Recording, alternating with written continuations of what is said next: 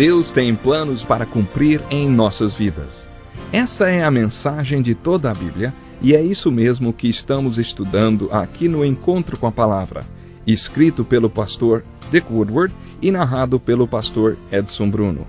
Fique atento a mais um programa que o Ministério Cooperativo Internacional leva a você.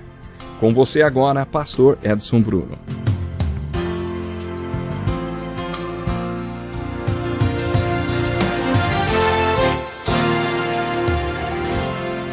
Que bom estarmos aqui para mais um programa Encontro com a Palavra. Neste programa estudamos a Bíblia toda, do Gênesis ao Apocalipse. Esse estudo já nos trouxe aos profetas do Velho Testamento. Já vimos os livros de Isaías e de Jeremias e também o livro de Lamentações, que é um apêndice do livro de Jeremias. Continuando o estudo dos profetas, faremos hoje uma introdução ao profeta Ezequiel.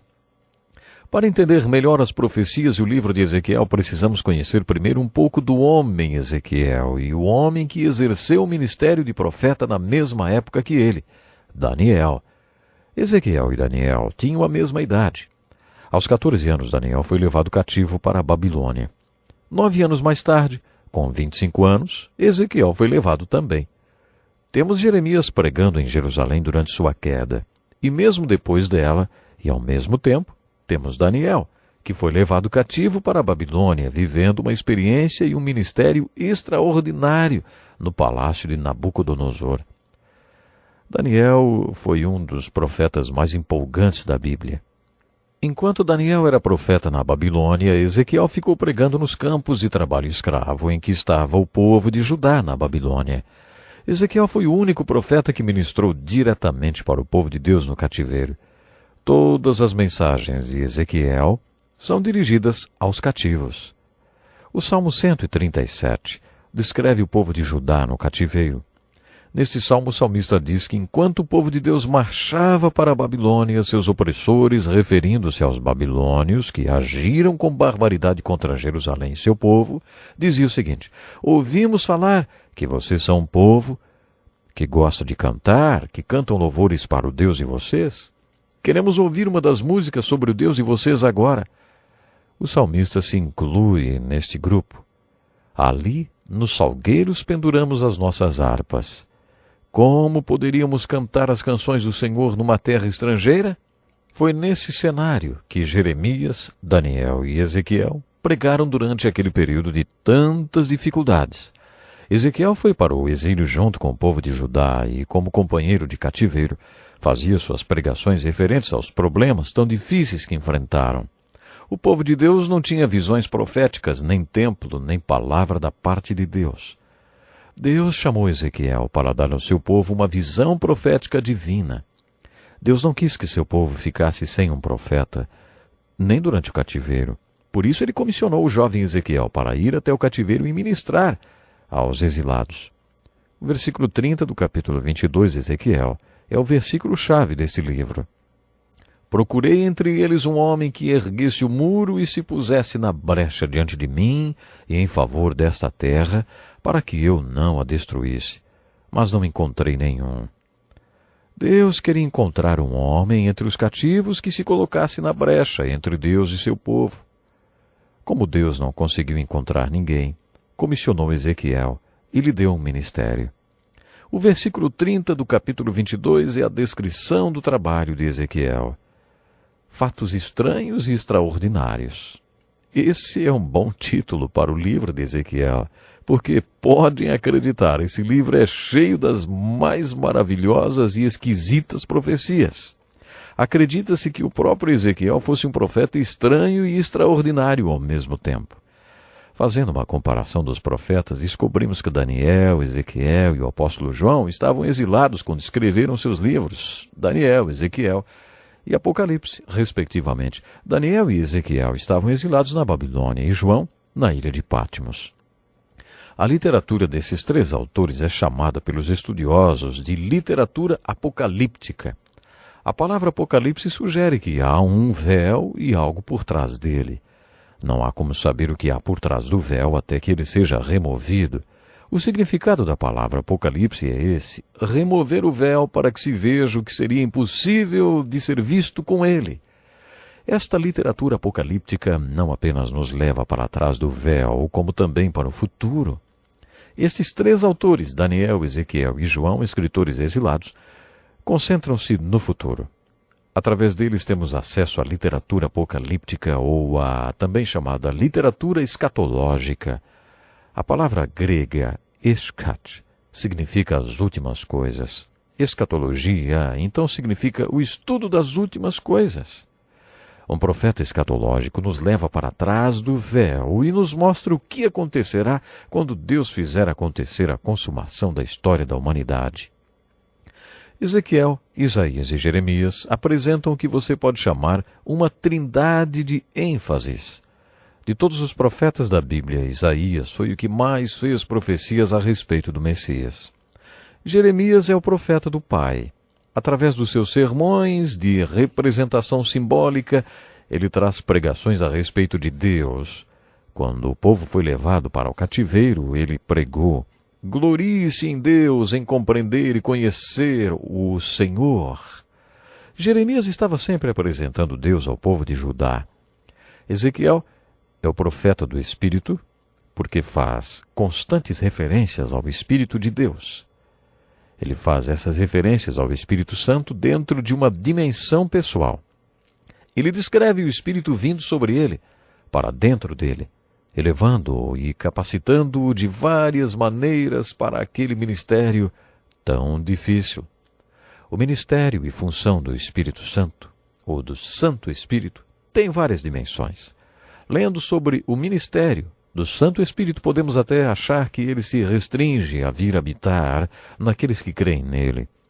Entretanto, o Espírito Santo não está só em nós, no sentido de que ele habita dentro de nós, se crermos em Jesus. O Espírito Santo também está sobre nós.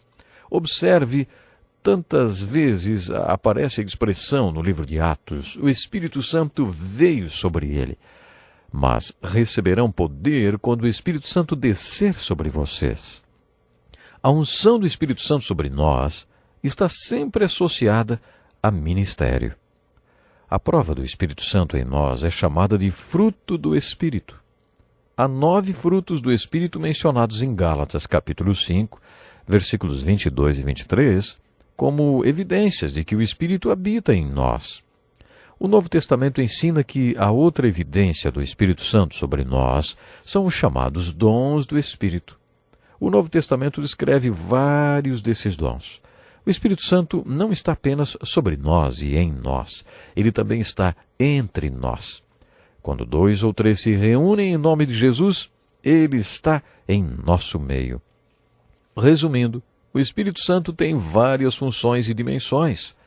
Você verá que quase todas elas são mencionadas por Ezequiel, porque ele é o profeta do Espírito e sempre dá forte ênfase aos ministérios do Espírito Santo. Assim como Jeremias, Ezequiel também faz uso dos sermões de representação simbólica. Estudiosos acreditam que Daniel e Ezequiel foram fortemente influenciados por Jeremias, muito mais velho que eles. Esses 2 jovens profetas devem ter ouvido Jeremias pregar inúmeras vezes. Uma coisa é certa: Jeremias teve grande influência sobre Daniel e Ezequiel, porque os 2 o citam muito, e até o imitam de várias maneiras em seus ministérios. O uso da pregação de representação simbólica é um dos fatores em que Ezequiel assemelha-se a Jeremias e que evidencia a influência que recebeu dele. No Novo Testamento, vemos que Jesus Cristo e o apóstolo Paulo sofreram uma acusação. Diziam que eles tinham o centro deles deslocados. O eu deles era fora do lugar. Os 2 não tinham como centro de suas vidas o seu próprio eu. Eles eram excêntricos, que neste contexto quer dizer que o centro da vida deles era diferente do centro da vida das outras pessoas. Poderíamos dizer a mesma coisa de todos os profetas. Se um homem como Ezequiel vivesse entre nós hoje, seria internado em um hospital psiquiátrico. Ezequiel, além de fazer uso da pregação de representação simbólica, representava os símbolos ele mesmo. Ele poderia até ser chamado de o profeta mímico. Ezequiel representou sozinho muitos dos seus sermões. Quando você descobre as coisas que Ezequiel fez, Pode até pensar que realmente ele estava com seu centro deslocado, ou até meio maluco, vamos dizer assim. Ezequiel usa a expressão filho do homem cerca de 100 vezes. O tema de sua profecia, que por sinal é muito organizada, é Jerusalém vai ser destruída.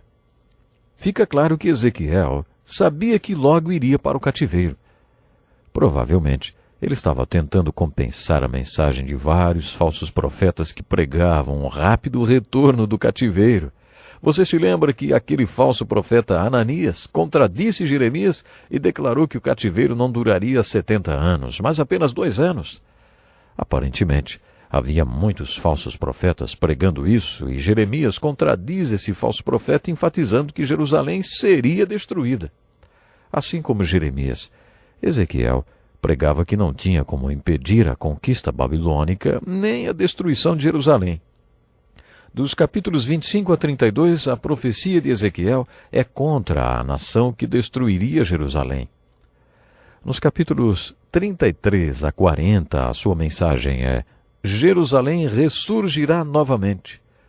Ezequiel junta-se a Jeremias nesta mensagem de esperança. Ezequiel profetiza as bênçãos de Deus sobre seu povo. Nos capítulos 40 a 48, ele faz uma profecia escatológica. Sua profecia refere-se ao futuro e diz que exatamente naquele lugar onde ficava o templo de Salomão, haveria um outro templo, o templo do milênio. Se hoje você visitar a Terra Santa e for ao local onde antes ficava o templo de Salomão, chamado de o Domo da Pedra, verá o maior santuário islâmico do mundo, bem ali onde antes ficava o templo de Salomão. Nesse trecho, Ezequiel diz que outro templo vai ser construído. Quando você visita o Domo da Pedra, tem que tirar os sapatos porque está em solo muçulmano. Você é estrangeiro em um templo muçulmano. Alguns interpretam esta profecia de Ezequiel literalmente e acreditam que ele está dizendo que vai haver uma restauração do templo bem naquele lugar. Isso quer dizer que, de alguma forma, o Domo da Pedra será destruído. Outros, entretanto, acham que essa profecia de Ezequiel é figurativa. Eles dizem que esta é a mensagem de toda a Bíblia, principalmente do Novo Testamento, e que significa que Deus está construindo sua igreja, que Jesus Cristo está construindo sua igreja e que a igreja de Jesus Cristo é o templo sobre o qual Ezequiel está falando. Pense nisso e até o próximo programa. Que lição importantíssima! Obrigado, pastor Edson Bruno. Prezado ouvinte, coloque em prática o que você ouviu aqui. Sem dúvida, sua vida será grandemente abençoada. Este é um estudo escrito pelo Dr. Dick Woodward, na voz do pastor Edson Bruno. Escreva-nos e solicite o material. Nosso endereço é Encontro com a Palavra, Caixa Postal 2011, CEP 89201-970, Joinville, Santa Catarina. Até o nosso próximo encontro com a Palavra.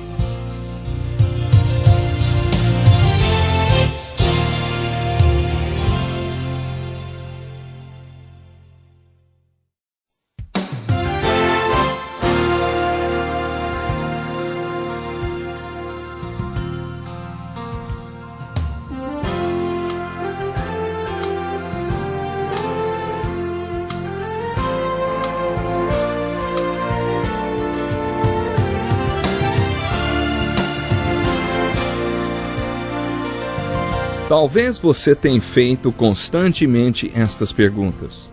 Onde posso encontrar refúgio num mundo cheio de conflitos?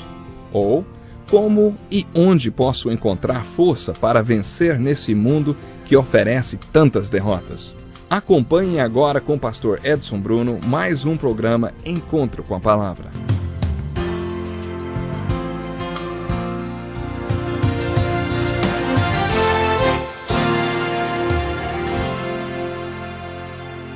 Muito bom estarmos juntos para mais um encontro com uma palavra. Para você que sintoniza nosso programa pela primeira vez, saiba que ele é dedicado ao estudo de toda a Bíblia, do Gênesis ao Apocalipse. Nosso estudo já nos trouxe a maior divisão da Bíblia, os livros proféticos do Velho Testamento. Já estudamos os profetas Isaías e Jeremias, e no último programa fizemos uma introdução à vida do profeta Ezequiel. Já temos uma visão geral do livro de Ezequiel. Vamos estudar alguns dos seus sermões estranhos e extraordinários. Ezequiel recebeu a maioria de seus sermões em forma de visões. Muitas de suas visões podem ser encontradas no livro do Apocalipse. O apóstolo João registrou as visões apocalípticas e escatológicas. Todos os símbolos que João usa no livro do Apocalipse são símbolos bíblicos, sendo que a maioria deles está presente no livro de Ezequiel. Preste atenção nesta visão de Ezequiel. Olhei e vi uma tempestade que vinha do norte, uma nuvem imensa com relâmpagos e faíscas e cercada por uma luz brilhante. O centro do fogo parecia metal reluzente e no meio do fogo havia 4 vultos que pareciam seres viventes.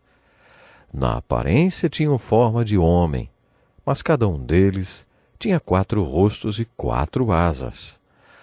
As 4 tinham rostos e asas, e as suas asas encostavam umas nas outras.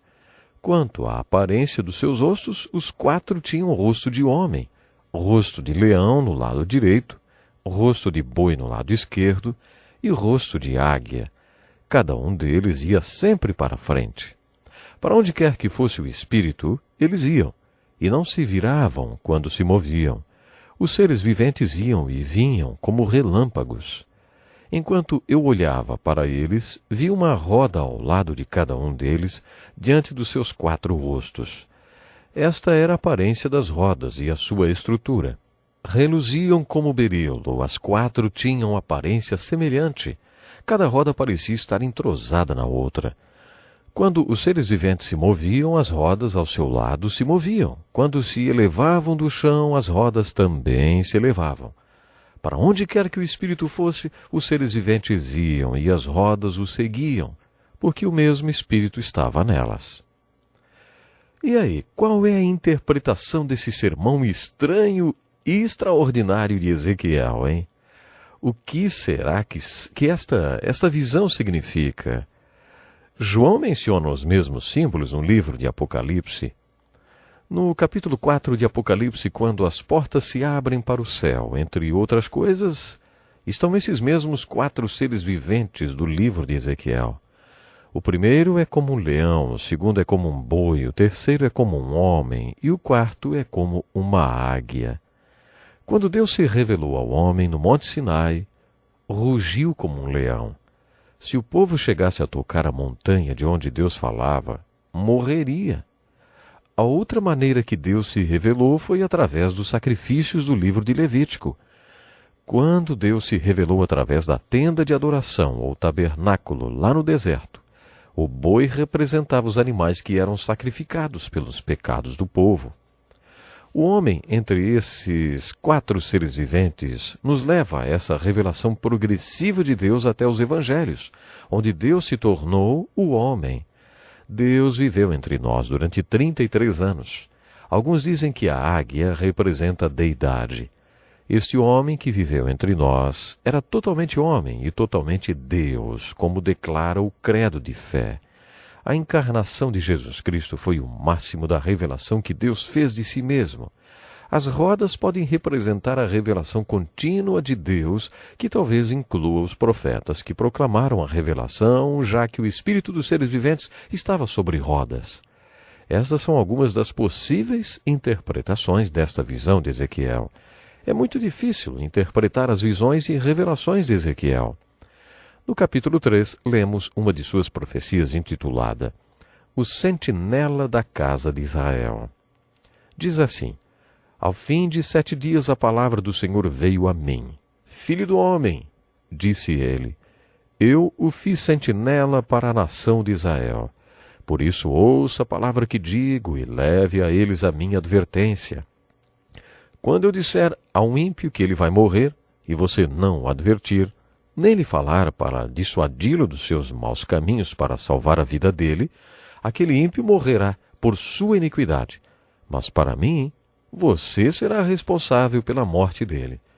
Se, porém, você advertir o ímpio e ele não se desviar de sua impiedade ou dos seus maus caminhos, ele morrerá por sua iniquidade, mas você estará livre dessa culpa. Da mesma forma, quando um justo se desviar de sua justiça e fizer o mal, e eu puser uma pedra de tropeço diante dele, ele morrerá. Uma vez que você não o advertiu, ele morrerá pelo pecado que cometeu. As práticas justas dele não serão lembradas. Para mim, porém, você será responsável pela morte dele. Se, porém, você advertir o justo e ele não pecar, certamente ele viverá, porque aceitou a advertência e você estará livre dessa culpa. Você acredita nisto? Pois o apóstolo Paulo acreditou. Na segunda carta aos Coríntios, capítulo 2, ele disse assim, a graça de Deus, por nosso intermédio, exala em todo lugar a fragrância de seu conhecimento, porque para Deus somos o aroma de Cristo entre os que estão sendo salvos e os que estão perecendo.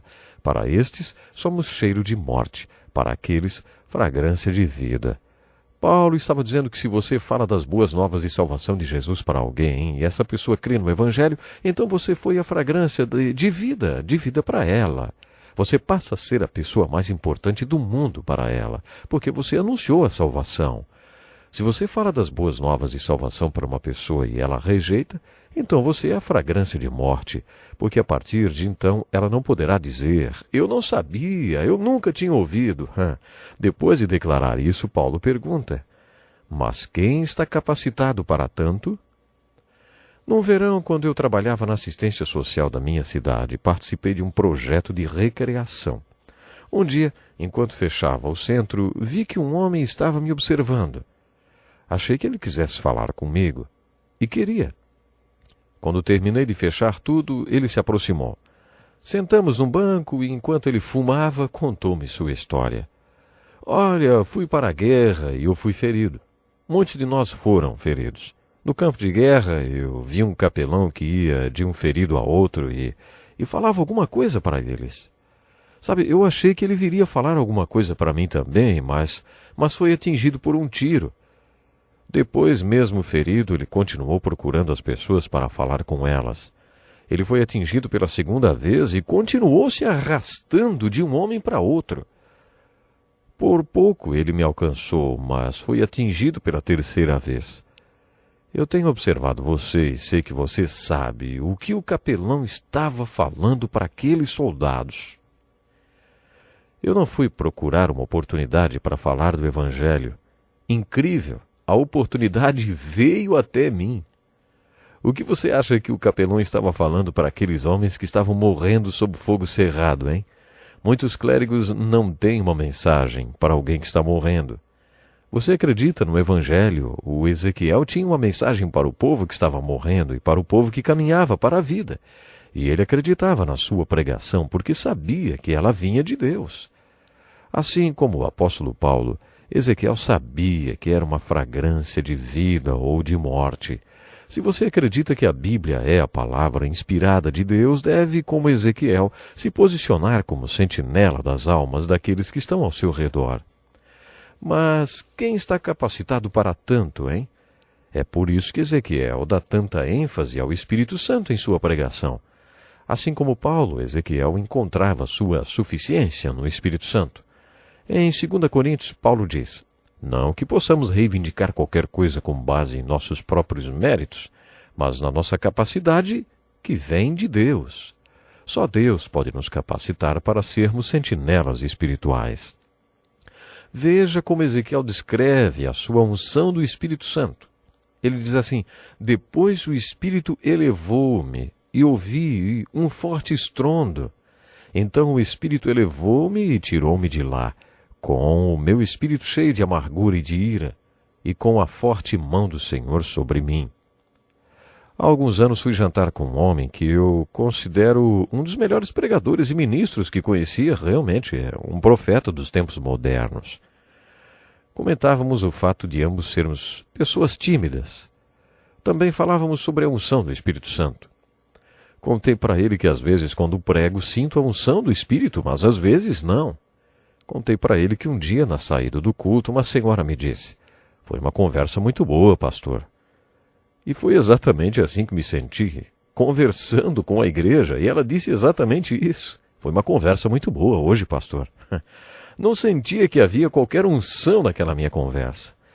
Na verdade, tive até vontade de dizer para a igreja: olha, se vocês conseguirem tirar alguma coisa de bom deste culto, agradeçam a mim, porque eu não acho que o Espírito Santo tem nada a ver com essa conversa de hoje, viu? Era assim que me sentia naquele dia. Esse grande pregador me disse: olha, a diferença entre você e eu é que se não houver unção do Espírito, você ainda consegue conversar com a igreja, e eu não consigo. Se o Espírito Santo não estiver ali, parece que fico com um tijolo na boca. Não consigo falar nada. Eu o estava convidando para pregar em minha igreja e ele estava me dizendo por que não queria ir. Ele me contou que uma vez foi convidado para ser palestrante de uma conferência e quando chegou lá na frente, simplesmente não conseguia dizer nada. Ele só falou: desculpe-me, e sentou-se. Ele me perguntou: você quer que aconteça isso na sua igreja? Já pensou? Você reuniu toda a sua igreja sem saber se o Senhor me dará ou não uma mensagem? Fiquei impressionado com o relacionamento profundo deste tímido profeta dos tempos modernos com o Espírito Santo. Ezequiel era o profeta desse tipo. Ele dizia: ouçam, se o Espírito está sobre mim, eu posso falar suas palavras. Mas se ele não estiver sobre mim, é como se eu estivesse amarrado com cordas e mudo. Não consigo nem falar. Ezequiel era um profeta exatamente assim. À medida que você se familiarizar com esse profeta estranho e extraordinário e com suas profecias estranhas e maravilhosas, procure tirar de seus sermões uma aplicação para a sua vida, como você fez com o profeta Jeremias. Deus o abençoe na leitura das profecias de Ezequiel. Temos que ficar por aqui hoje. Mas não esqueçam, no próximo estudo teremos muito mais. Deus lhe abençoe. Que lição importantíssima. Obrigado, pastor Edson Bruno. Prezado ouvinte, coloque em prática o que você ouviu aqui. Sem dúvida, sua vida será grandemente abençoada. Este é um estudo escrito pelo Dr. Dick Woodward, na voz do pastor Edson Bruno. Escreva-nos e solicite o material.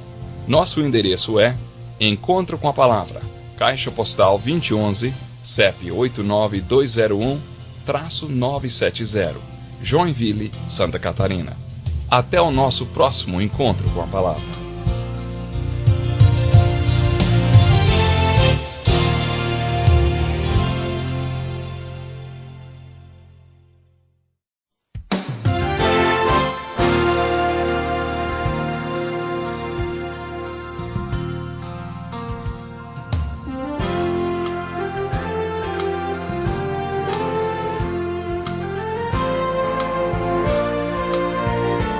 Vivemos em um mundo onde a onda de terror e desastres tentam roubar a nossa paz, onde o mal sempre está tentando prevalecer. Mas vemos pela palavra de Deus desde o Antigo Testamento que o cuidado de Deus para com aqueles que o temem e o buscam é muito real e permanente. Fique atento a mais um programa Encontro com a Palavra. Aqui apresentamos a palavra de Deus como resposta a todas as mais difíceis questões da vida. Agora com você, pastor Edson Bruno.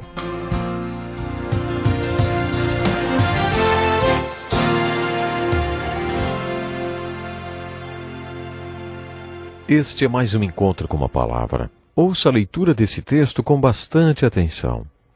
A mão do Senhor estava sobre mim, e por seu espírito ele me levou a um vale cheio de ossos.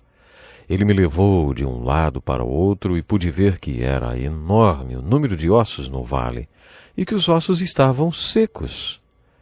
Ele me perguntou: Filho do homem, estes ossos poderão tornar a viver?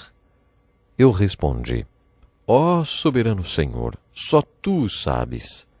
Então ele me disse: Profetize a estes ossos e diga-lhes: Ossos secos, ouçam a palavra do Senhor. Assim diz o soberano, o Senhor, a estes ossos: farei um espírito entrar em vocês e vocês terão vida. Porei tendões em vocês e farei aparecer carne sobre vocês e os cobrirei com pele. Porei um espírito em vocês e vocês terão vida. Então vocês saberão que eu sou o Senhor. E eu profetizei conforme a ordem recebida.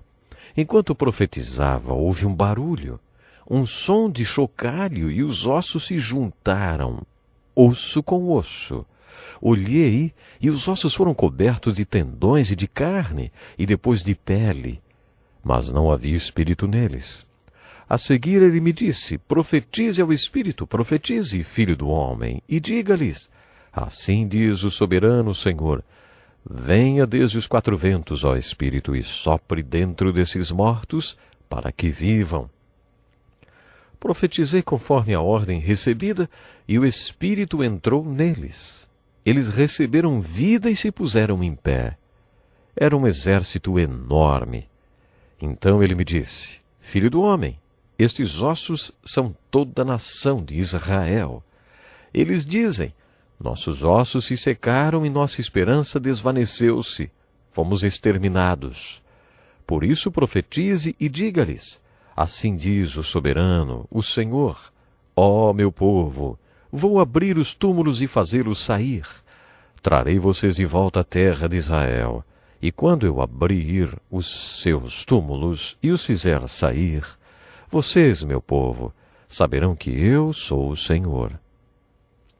Seja muito bem-vindo ao programa Encontro com a Palavra. Nele fazemos um estudo introdutório de toda a Bíblia, do livro de Gênesis ao Apocalipse. Atualmente estamos estudando os profetas. O texto bíblico que acabei de ler é a pregação de Ezequiel, o 3º profeta maior que estudamos.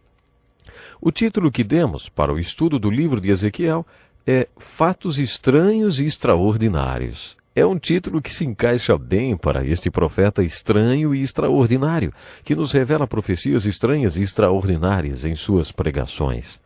Esse sermão dos ossos secos é o sermão de Ezequiel que eu mais gosto. O que há de tão importante nesse sermão dos ossos secos? Ezequiel foi levado a um vale. O vale estava coberto de ossos. A ordem de Deus para Ezequiel é que pregasse para os ossos. Agora consigo entender por que o Billy Graham pregou para os jacarés nos pântanos da Flórida quando era estudante e estava aprendendo a pregar. Também já ouvi falar de pregadores do interior que pregaram para o gado e outros animais. Mas acho que o desafio de Ezequiel era ainda maior. Pregar para ossos secos não vale. Havia muitos ossos e estavam todos secos. Muitas vezes este é o desafio de um pastor e é assim que ele se sente, pregando para uma igreja cheia de ossos secos em pleno domingo pela manhã. Os ossos podem até ser sofisticados e usar ternos caros, mas estão todos ali olhando para ele, sem expressão nem vida. O pastor tem diante de si um desafio espiritual. Será que esses ossos estão vivos? Será que com sua pregação ele trará vida espiritual para a sua congregação? Lembre-se de que Ezequiel não foi o único profeta maior. Ele foi um dos profetas do cativeiro. Jeremias pregou enquanto os babilônios conquistavam Jerusalém e levou 20 anos para que Jerusalém caísse.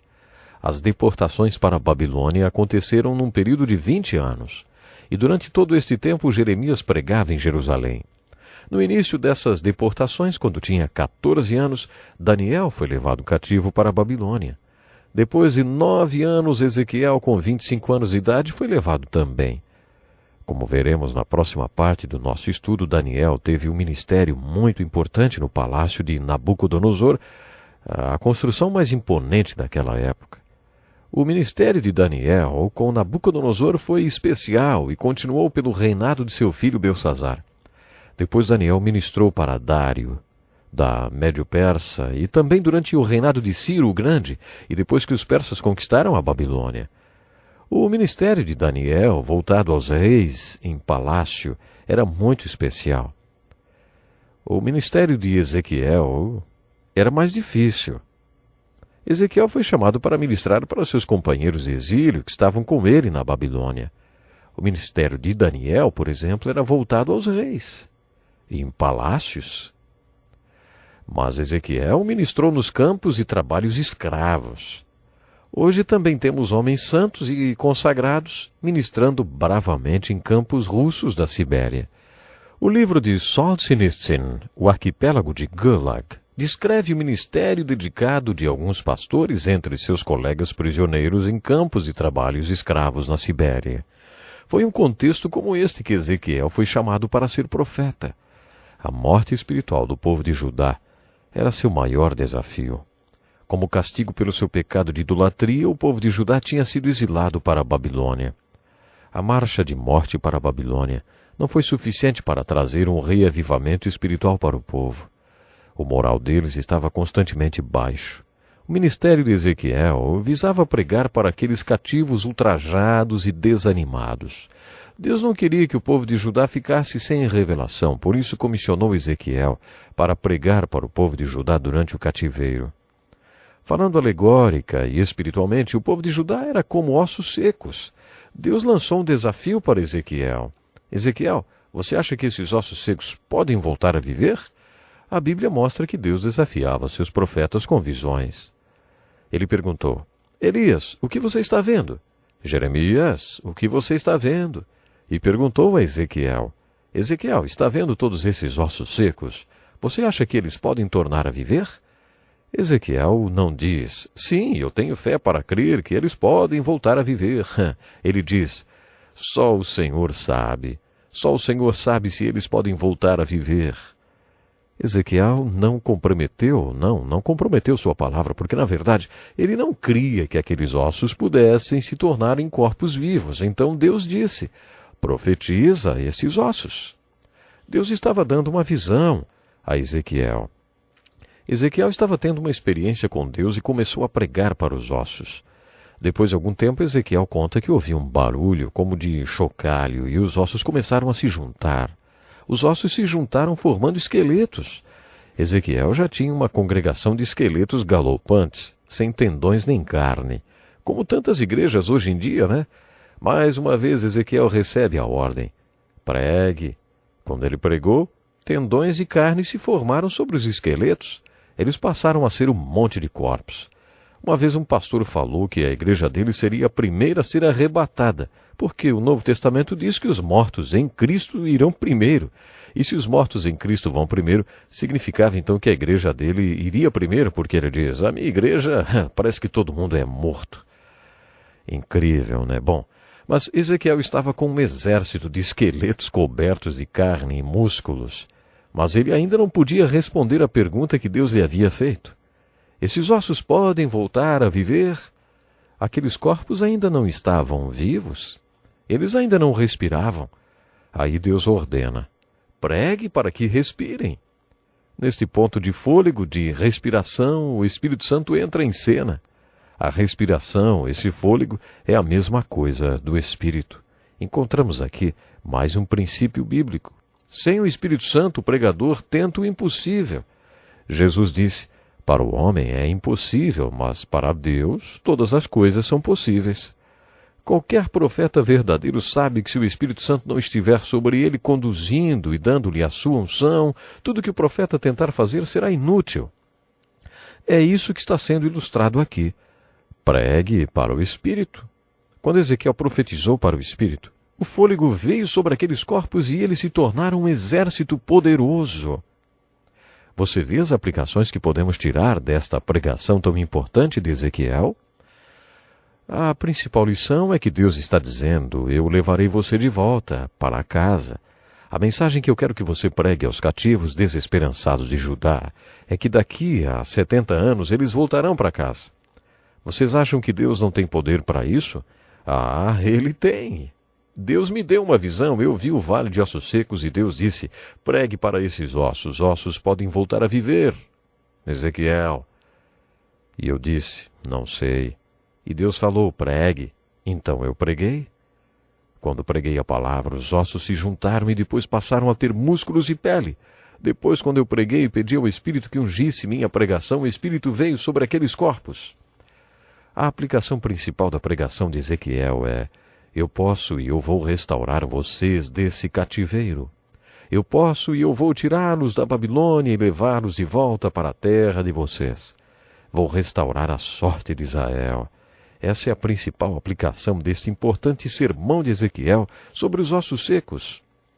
Enquanto estudamos o Velho Testamento em nosso programa Encontro com a Palavra, fico desafiando você a buscar em cada aula uma aplicação para a sua vida. Isso é muito importante, principalmente quando estudamos todas essas grandes pregações dos profetas do Velho Testamento. O que isso significou para aqueles que ouviram este sermão? Sempre que você quiser encontrar a aplicação de um texto como este, faça a você mesmo a pergunta: o que tudo isso significa para mim? Que aplicação posso tirar para a minha vida? A aplicação que podemos tirar desta lição é: enxergue o desafio da obra de Deus no mundo. Qual é a obra de Deus no mundo de hoje? Nos dias de Ezequiel, era o retorno do povo de Judá do cativeiro babilônico. Qual é a obra de Deus hoje? Hoje o Cristo vivo está construindo sua igreja. Edificarei minha igreja e as portas do inferno não prevalecerão contra ela. É isso que Deus está fazendo hoje. Como é que Cristo constrói sua igreja? Primeiro ele alcança os perdidos, depois de alcançados, os ex-perdidos tornam-se parte da igreja. Pode ser que eles não tenham muita vida espiritual, logo que se tornam parte da igreja. O desafio então é: será que esses ossos podem voltar a ter vida? Essa é a segunda aplicação desta importante mensagem de Ezequiel. A pregação do Evangelho constrói a igreja, dá vida real. Mas o tempo acabou. Até o próximo programa. Que lição importantíssima. Obrigado, pastor Edson Bruno. Prezado ouvinte, coloque em prática o que você ouviu aqui. Sem dúvida, sua vida será grandemente abençoada. Este é um estudo escrito pelo Dr. Dick Woodward, na voz do pastor Edson Bruno. Escreva-nos e solicite o material. Nosso endereço é Encontro com a Palavra, Caixa Postal 2011, CEP 89201-970, Joinville, Santa Catarina. Até o nosso próximo encontro com a Palavra.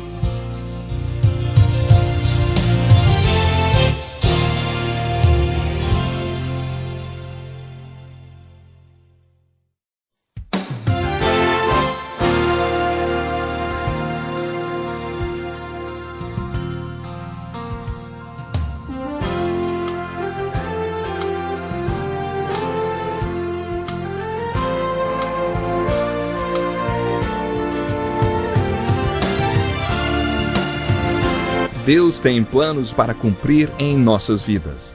Essa é a mensagem de toda a Bíblia e é isso mesmo que estamos estudando aqui no Encontro com a Palavra, escrito pelo pastor Dick Woodward e narrado pelo pastor Edson Bruno.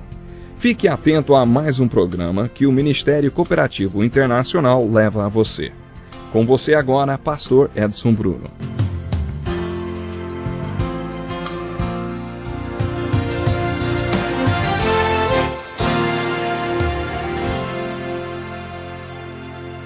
Seja muito bem-vindo para mais um programa Encontro com a Palavra. Apoie sua Bíblia, acomode-se e acompanhe conosco mais um pouco deste curso de introdução ao estudo da Bíblia. O propósito deste curso não é apenas fazer uma introdução à Bíblia, mas ajudar você a aplicá-la em sua vida. Dedicamos os últimos programas a observar a vida dos profetas. No último estudo, vimos o texto do profeta estranho e extraordinário, desafiado a pregar para uma grande congregação de mortos e de ossos secos. Este texto, visto no último programa, ilustra dois fatores essenciais para que a obra de Deus caminhe com sucesso: oração e pregação da palavra. Ezequiel acreditava que o Espírito do Senhor estava nele, elevando-o, ungindo-o, capacitando-o com tudo o que ele precisava para ser frutífero. No desafio de pregar o Evangelho e ver pessoas convertidas, encontramos dois fatores da descrição do ministério da Palavra de Deus para os perdidos: a arma espiritual da oração e a Palavra de Deus que salva o pecador do pecado e o torna parte da igreja. Observamos a combinação poderosa da Palavra de Deus e da oração na ordem que foi dada a Ezequiel. Profetize a estes ossos. Profetize ao Espírito. Você não precisa ser um pregador para anunciar o Evangelho a outra pessoa. Você precisa crer que o Espírito de Deus ungirá a palavra de Deus quando você compartilhá-la com alguém. Dizem que um evangelista é um mendigo falando para outro onde há pão. Se você é espiritualmente um desses mendigos dizendo onde há pão ou onde o pão está, você precisa entender a combinação poderosa que é a oração e a pregação da palavra de Deus. Nos primeiros capítulos do livro de Atos, vemos que os discípulos viviam em uma grande comunidade espiritual. Eles repartiam seus bens e comiam suas refeições juntos. Praticavam um socialismo puro. Os apóstolos estavam servindo mesas, e isso os tirava do seu trabalho pastoral. Então eles tomaram uma importante decisão. Elegeram os primeiros diáconos e determinaram: vocês cuidam desta parte e nós vamos nos preocupar com a oração e a ministração pastoral. Deus abençoou a decisão deles de maneira poderosa e prosperou este ministério de oração e pregação da palavra de Deus. Ezequiel também usou essa mesma combinação em seu ministério. Se simplesmente pregarmos a palavra, estaremos passando informação, mas nada vai acontecer com as pessoas que estiverem ouvindo. Mas, se a pregação da palavra vier precedida de oração, alguma coisa vai acontecer. Quando Paulo foi para a cidade de Coríntios, ele simplesmente anunciou o fato a respeito de Jesus Cristo. Os fatos, claro, a respeito do Senhor Jesus. Ele disse que Jesus morreu pelos nossos pecados, Jesus Cristo ressurgiu da morte pelos nossos pecados. Em Atenas, Paulo tentou fazer do Evangelho uma panaceia intelectual. Ele usou a pregação de palavras persuasivas e de sabedoria. Citou os poetas de Atenas e seus filósofos, e não adiantou muita coisa. Quando viajou de Atenas para Coríntios, ele declarou: quando estive entre vocês, não fui com discurso eloquente, nem com muita sabedoria, para lhes proclamar o ministério de Deus, pois decidi nada saber entre vocês, a não ser Jesus Cristo e este crucificado. Minha mensagem e minha pregação não consistiram de palavras persuasivas e sabedoria, mas consistiram de demonstração do poder do Espírito, para que a fé que vocês têm não se baseasse na sabedoria humana, mas no poder de Deus. Em Coríntios, quando eles acreditaram na mensagem simples do Evangelho, os milagres aconteceram.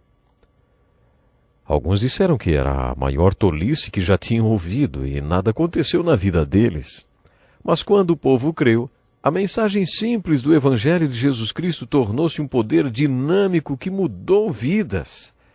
Foi isso que Ezequiel aprendeu nos dias de cativeiro, quase 600 anos antes do apóstolo Paulo pregar o Evangelho em Coríntios. Ezequiel aprendeu que quando Deus nos manda anunciar as boas novas, e nós pregamos para ossos, para as pessoas que estão mortas, parece que não vai acontecer nada. Mas se Deus disse, pregue, e nós continuamos pregando para o Espírito também, para o fôlego, e ficamos olhando para Deus durante a pregação, o tempo inteiro, buscando a unção do Espírito sobre a pregação, então, quando o poder de Deus vem, aqueles ossos passam a ter vida. É essa a ilustração do livro de Ezequiel.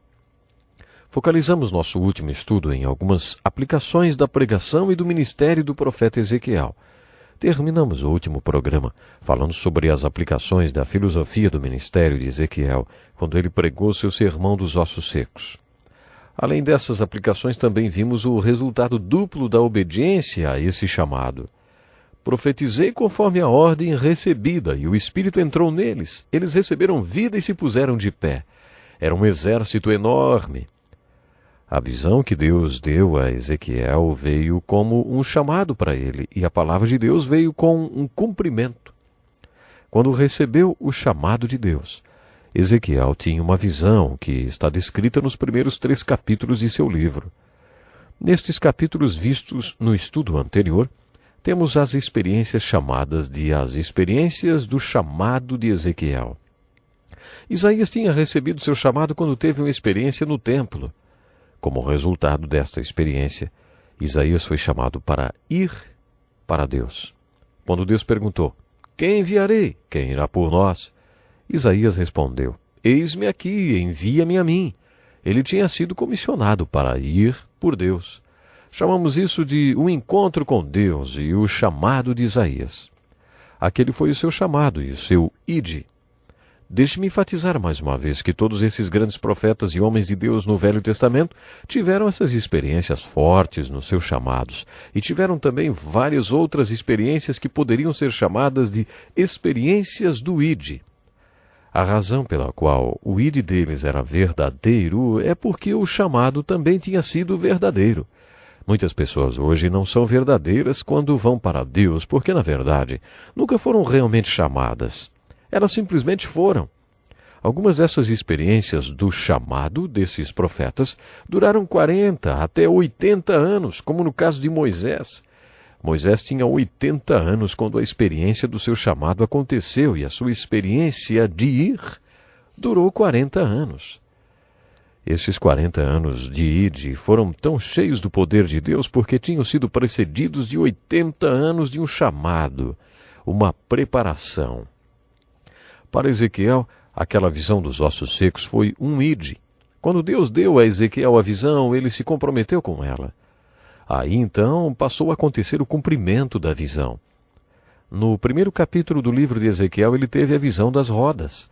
Essa grande visão das rodas foi o seu chamado. Vou enfatizar mais uma vez. Os detalhes das experiências espirituais dos homens e Deus podem variar, mas os resultados são muito semelhantes. Os resultados sempre têm a ver com o ir com Deus e ir para Deus. Salomão declarou que onde não há revelação divina, o povo se desvia. Nos tempos do ministério de Ezequiel, o povo de Judá tinha perdido a visão de Deus. Eles não tinham mais Jerusalém, nem a palavra de Deus, nem o templo, nem ajuda para adoração. Por isso o líder espiritual deles teria que ter uma visão de Deus. Deus deu a Ezequiel a visão de si mesmo em 4 diferentes dimensões. Primeiro Ezequiel disse: "Veio a mim a palavra do Senhor." Isso aconteceu com todos os profetas. Ezequiel também disse: "A mão do Senhor estava sobre mim." Ezequiel foi o único que disse: "Abriram-se os céus e eu tive visões de Deus." Essas visões de Ezequiel são muito difíceis de serem interpretadas. Ele viu as rodas e os seres viventes. Os seres viventes não eram feras. Eram criaturas com aparência de leão, de boi, de homem e de águia. Essa visão que se repete no livro de Apocalipse é a visão de Deus. É a visão que impede que o povo de Deus pereça. Deus deu essa visão a Ezequiel para que ele pudesse ministrar para o povo naqueles tempos de tanta dificuldade. A visão tinha que ser fora do comum, porque os tempos eram bem fora do comum. No versículo 28, capítulo 1, Ezequiel explica como era a visão. Ele diz assim: "Tal como a aparência do arco-íris nas nuvens em um dia chuvoso, assim era o resplendor ao seu redor."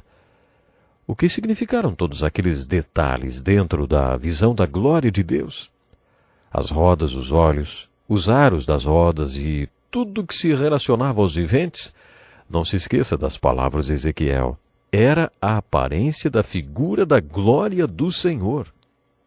Muitos estudiosos acreditam que esta também foi uma visão da onisciência de Deus, que os olhos nos aros das rodas representam a onisciência de Deus. As rodas entrosadas umas nas outras podiam se movimentar para frente e para trás. A essência desta visão era e é a onisciência de Deus. Ezequiel era um profeta verdadeiro. Todas as suas profecias se cumpriram.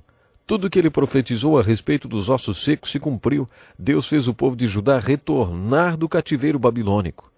A aplicação que podemos tirar do cativeiro e da restauração do povo de Judá é: se você está espiritualmente cativo, se você não está livre, deve pedir a Deus que o liberte do seu cativeiro.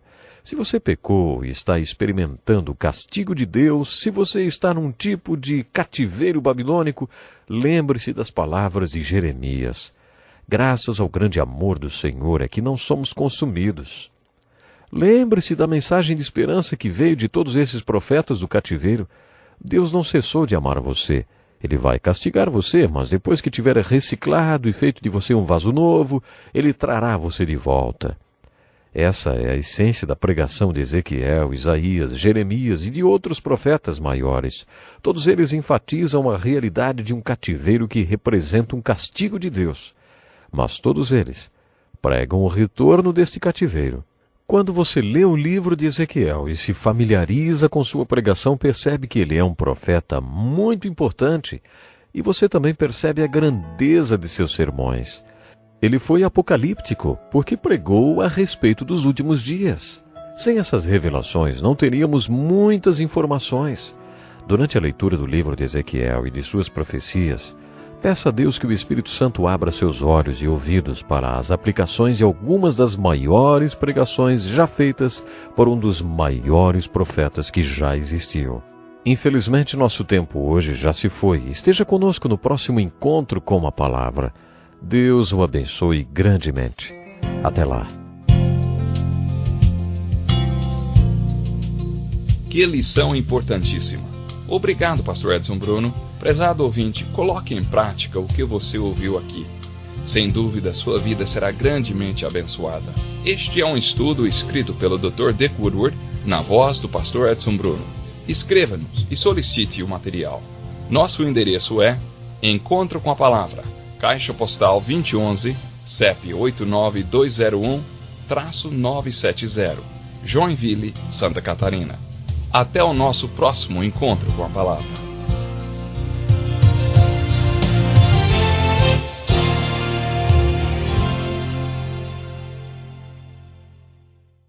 Interpretações desta visão de Ezequiel. É muito difícil interpretar as visões e revelações de Ezequiel.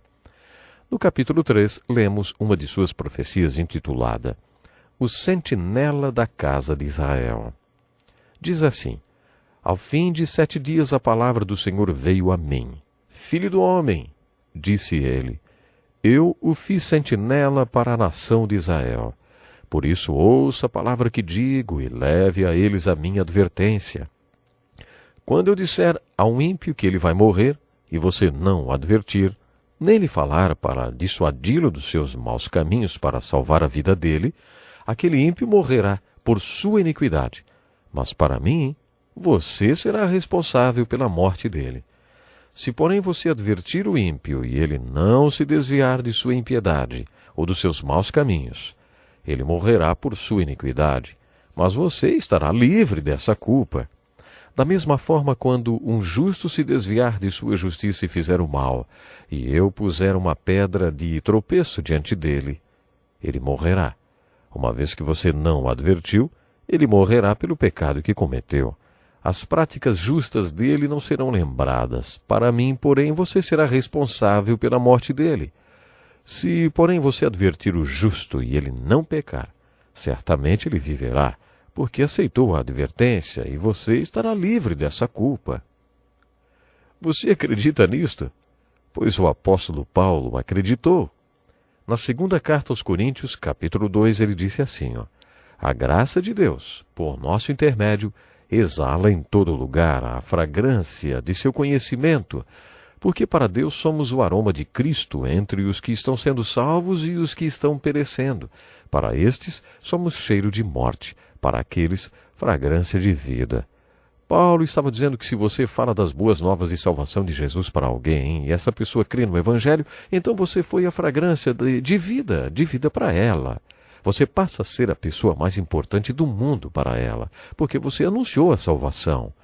Se você fala das boas novas de salvação para uma pessoa e ela rejeita, então você é a fragrância de morte, porque a partir de então ela não poderá dizer, eu não sabia, eu nunca tinha ouvido. Depois de declarar isso, Paulo pergunta, mas quem está capacitado para tanto? Num verão, quando eu trabalhava na assistência social da minha cidade, participei de um projeto de recreação. Um dia, enquanto fechava o centro, vi que um homem estava me observando. Achei que ele quisesse falar comigo, e queria. Quando terminei de fechar tudo, ele se aproximou. Sentamos num banco e, enquanto ele fumava, contou-me sua história. Olha, fui para a guerra e eu fui ferido. Muitos de nós foram feridos.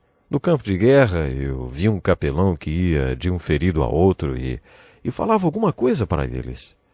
Sabe, eu achei que ele viria falar alguma coisa para mim também, mas foi atingido por um tiro. Depois, mesmo ferido, ele continuou procurando as pessoas para falar com elas. Ele foi atingido pela segunda vez e continuou se arrastando de um homem para outro. Por pouco ele me alcançou, mas foi atingido pela terceira vez.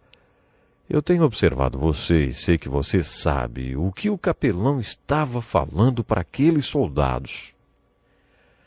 Eu não fui procurar uma oportunidade para falar do Evangelho. Incrível! A oportunidade veio até mim. O que você acha que o capelão estava falando para aqueles homens que estavam morrendo sob fogo cerrado, hein? Muitos clérigos não têm uma mensagem para alguém que está morrendo. Você acredita no Evangelho? O Ezequiel tinha uma mensagem para o povo que estava morrendo e para o povo que caminhava para a vida. E ele acreditava na sua pregação porque sabia que ela vinha de Deus.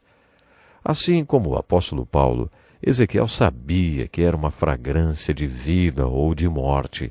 Se você acredita que a Bíblia é a palavra inspirada de Deus, deve, como Ezequiel, se posicionar como sentinela das almas daqueles que estão ao seu redor. Mas quem está capacitado para tanto, hein? É por isso que Ezequiel dá tanta ênfase ao Espírito Santo em sua pregação. Assim como Paulo, Ezequiel encontrava sua suficiência no Espírito Santo. Em 2 Coríntios, Paulo diz: não que possamos reivindicar qualquer coisa com base em nossos próprios méritos, mas na nossa capacidade que vem de Deus. Só Deus pode nos capacitar para sermos sentinelas espirituais.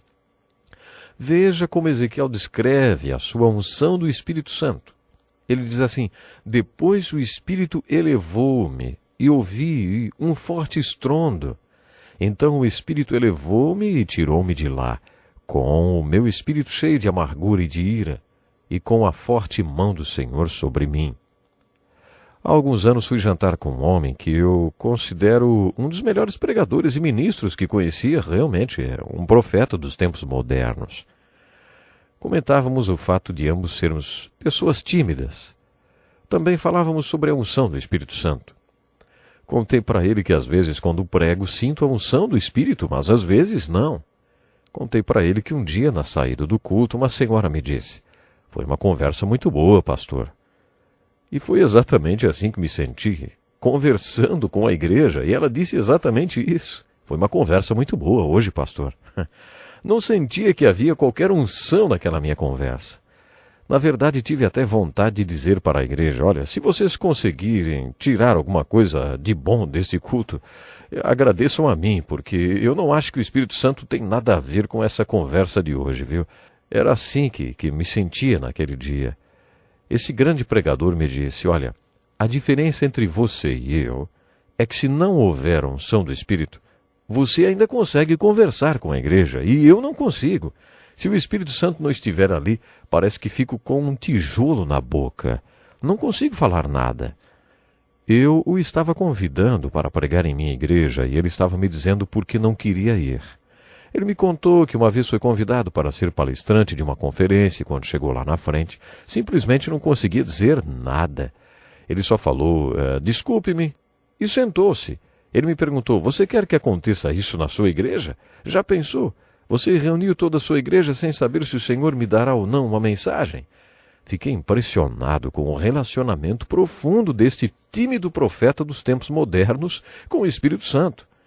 Ezequiel era o profeta desse tipo. Ele dizia: ouçam, se o Espírito está sobre mim, eu posso falar suas palavras.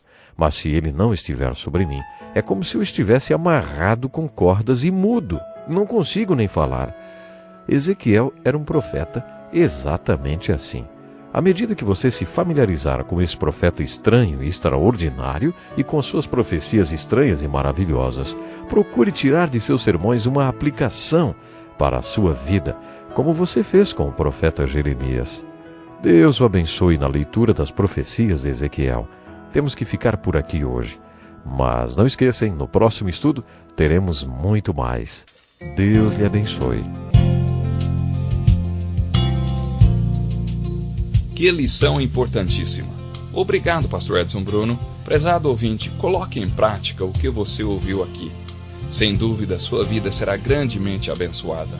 Este é um estudo escrito pelo Dr. Dick Woodward, na voz do pastor Edson Bruno. Escreva-nos e solicite o material. Nosso endereço é Encontro com a Palavra, Caixa Postal 2011, CEP 89201-970, Joinville, Santa Catarina. Até o nosso próximo encontro com a Palavra.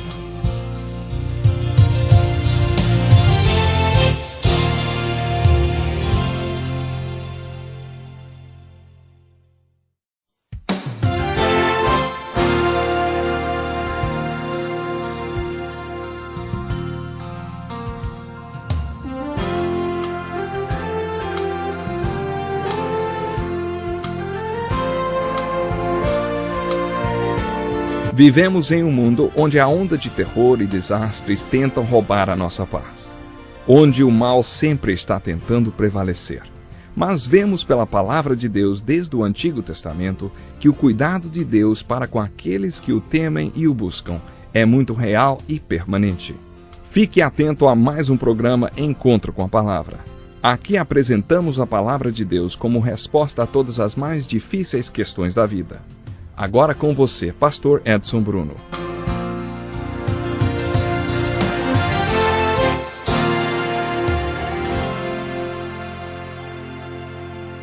Este é mais um encontro com a palavra. Ouça a leitura desse texto com bastante atenção. A mão do Senhor estava sobre mim, e por seu espírito ele me levou a um vale cheio de ossos. Ele me levou de um lado para o outro e pude ver que era enorme o número de ossos no vale, e que os ossos estavam secos. Ele me perguntou: Filho do homem, estes ossos poderão tornar a viver? Eu respondi: Ó soberano Senhor, só tu sabes. Então ele me disse: Profetize a estes ossos e diga-lhes: Ossos secos, ouçam a palavra do Senhor. Assim diz o soberano, o Senhor, a estes ossos: Farei um espírito entrar em vocês e vocês terão vida.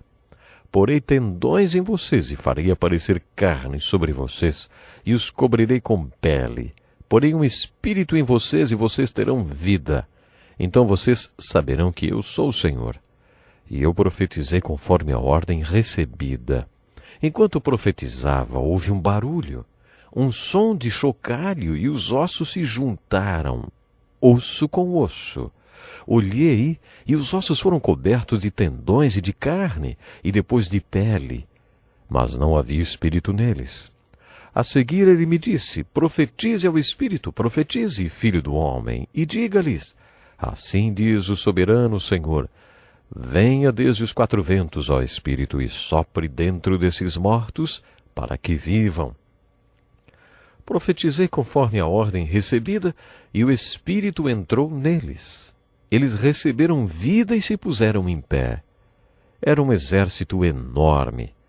Então ele me disse: Filho do homem, estes ossos são toda a nação de Israel.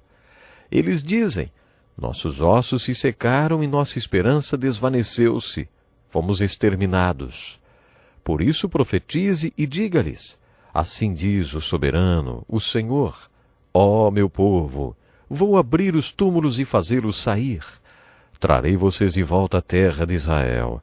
E quando eu abrir os seus túmulos e os fizer sair, vocês, meu povo, saberão que eu sou o Senhor. Seja muito bem-vindo ao programa Encontro com a Palavra. Nele fazemos um estudo introdutório de toda a Bíblia, do livro de Gênesis ao Apocalipse. Atualmente estamos estudando os profetas. O texto bíblico que acabei de ler é a pregação de Ezequiel, o terceiro profeta maior que estudamos. O título que demos para o estudo do livro de Ezequiel é Fatos Estranhos e Extraordinários. É um título que se encaixa bem para este profeta estranho e extraordinário, que nos revela profecias estranhas e extraordinárias em suas pregações. Esse sermão dos ossos secos é o sermão de Ezequiel que eu mais gosto. O que há de tão importante nesse sermão dos ossos secos? Ezequiel foi levado a um vale. O vale estava coberto de ossos. A ordem de Deus para Ezequiel é que pregasse para os ossos. Agora consigo entender por que o Billy Graham pregou para os jacarés nos pântanos da Flórida quando era estudante e estava aprendendo a pregar. Também já ouvi falar de pregadores do interior que pregaram para o gado e outros animais. Mas acho que o desafio de Ezequiel era ainda maior. Pregar para ossos secos não vale. Havia muitos ossos e estavam todos secos. Muitas vezes este é o desafio de um pastor e é assim que ele se sente, pregando para uma igreja cheia de ossos secos em pleno domingo pela manhã. Os ossos podem até ser sofisticados e usar ternos caros, mas estão todos ali olhando para ele, sem expressão nem vida. O pastor tem diante de si um desafio espiritual. Será que esses ossos estão vivos? Será que com sua pregação ele trará vida espiritual para a sua congregação? Lembre-se de que Ezequiel não foi o único profeta maior. Ele foi um dos profetas do cativeiro. Jeremias pregou enquanto os babilônios conquistavam Jerusalém e levou 20 anos para que Jerusalém caísse. As deportações para a Babilônia aconteceram num período de 20 anos. E durante todo este tempo Jeremias pregava em Jerusalém. No início dessas deportações, quando tinha 14 anos, Daniel foi levado cativo para a Babilônia. Depois de 9 anos, Ezequiel, com 25 anos de idade, foi levado também. Como veremos na próxima parte do nosso estudo, Daniel teve um ministério muito importante no palácio de Nabucodonosor, a construção mais imponente daquela época. O ministério de Daniel com Nabucodonosor foi especial e continuou pelo reinado de seu filho Belsazar. Depois Daniel ministrou para Dário, da Médio-Persa, e também durante o reinado de Ciro o Grande, e depois que os persas conquistaram a Babilônia. O ministério de Daniel, voltado aos reis em palácio, era muito especial. O ministério de Ezequiel era mais difícil.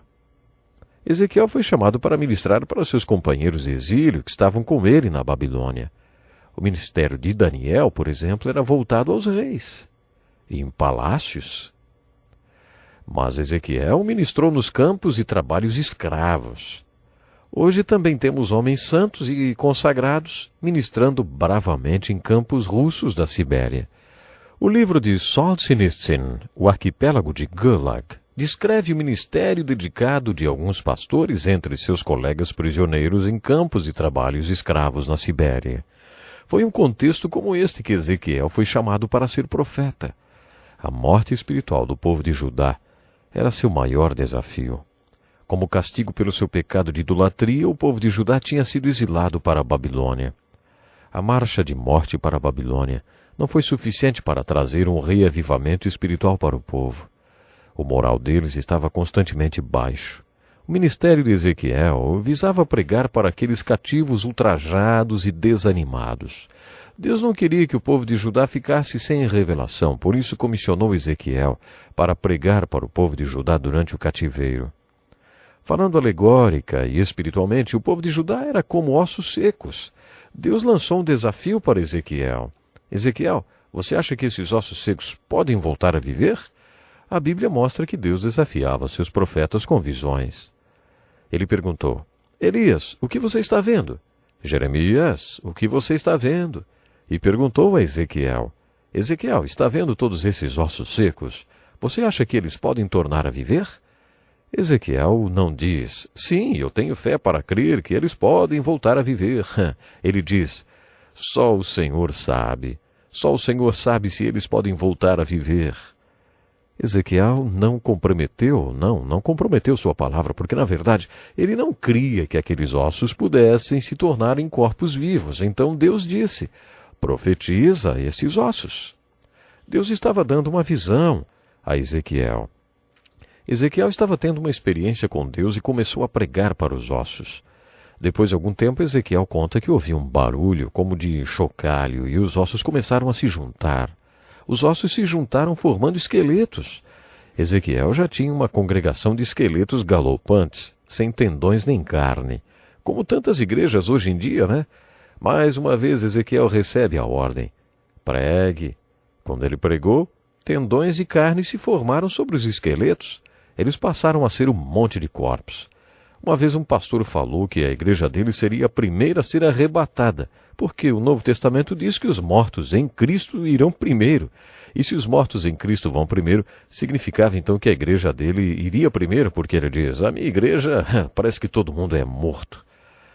Incrível, né? Bom, mas Ezequiel estava com um exército de esqueletos cobertos de carne e músculos. Mas ele ainda não podia responder à pergunta que Deus lhe havia feito. Esses ossos podem voltar a viver? Aqueles corpos ainda não estavam vivos? Eles ainda não respiravam? Aí Deus ordena, pregue para que respirem. Neste ponto de fôlego, de respiração, o Espírito Santo entra em cena. A respiração, esse fôlego, é a mesma coisa do Espírito. Encontramos aqui mais um princípio bíblico. Sem o Espírito Santo, o pregador tenta o impossível. Jesus disse, para o homem é impossível, mas para Deus todas as coisas são possíveis.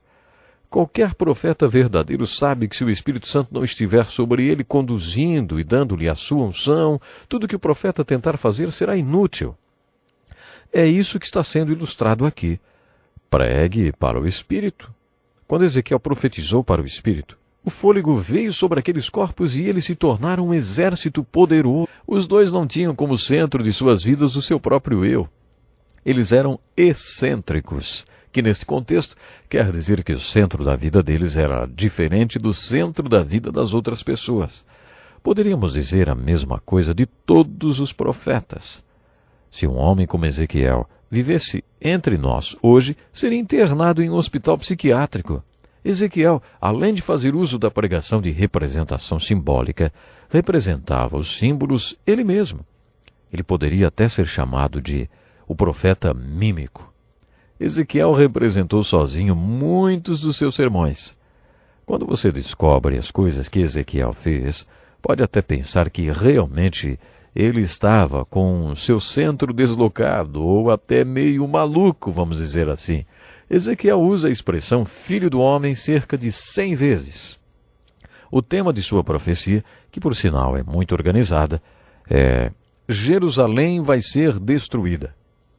Fica claro que Ezequiel sabia que logo iria para o cativeiro. Provavelmente, ele estava tentando compensar a mensagem de vários falsos profetas que pregavam um rápido retorno do cativeiro.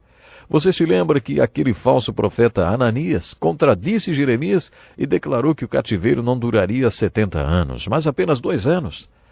Aparentemente, havia muitos falsos profetas pregando isso, e Jeremias contradiz esse falso profeta enfatizando que Jerusalém seria destruída. Assim como Jeremias, Ezequiel pregava que não tinha como impedir a conquista babilônica nem a destruição de Jerusalém.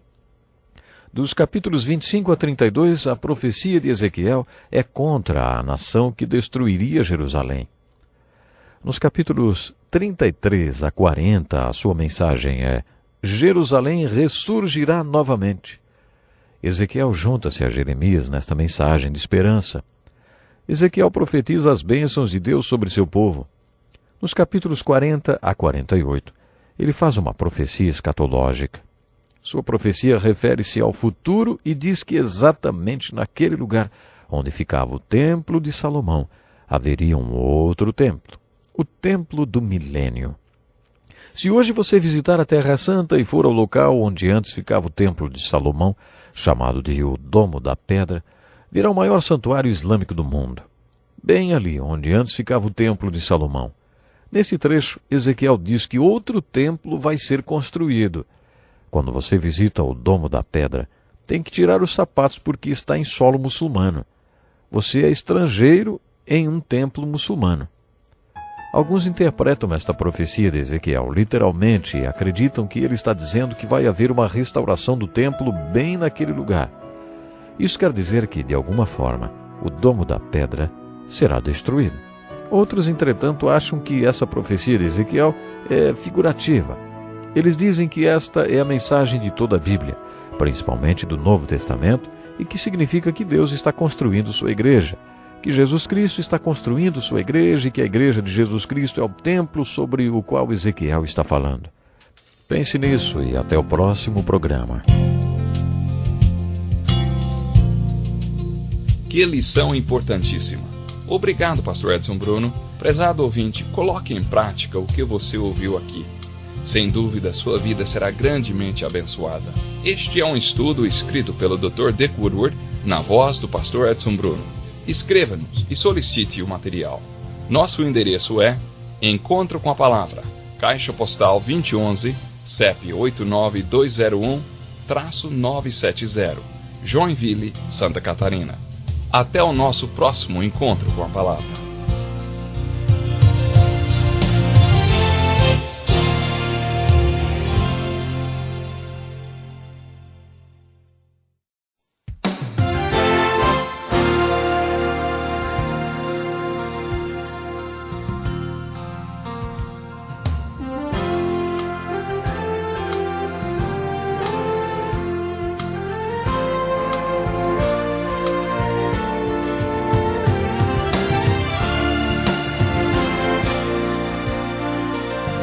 Talvez você tenha feito constantemente estas perguntas.